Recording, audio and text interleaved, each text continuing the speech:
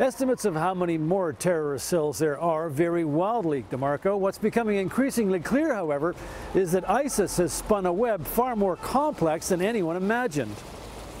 Allen, a couple questions. How difficult is it for authorities to track the vast scattered terror network there? It's very difficult because they obviously don't talk to people. They've got good forgers.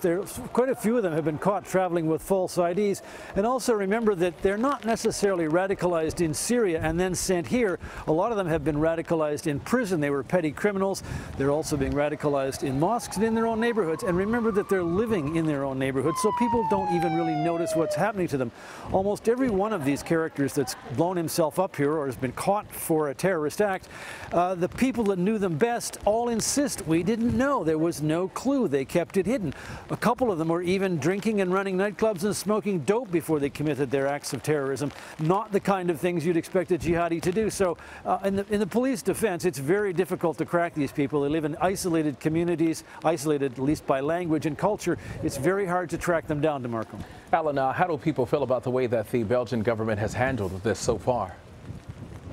Well, the Belgians are coming under increasing criticism, not least because they've missed a couple of very obvious things. The two bombers here, for example, the suicide bombers who hit the Brussels airport and the subway, one of them was on a terrorist watch list and the other one had been deported by the Turks because he was trying to get into Syria. They weren't picked up on, and when the prosecutor was questioned about it, he said, well, they hadn't done anything, so we didn't keep watching them. So they've dropped quite a few stitches, and there's criticism that the police departments, agencies, security agencies aren't talking to each other.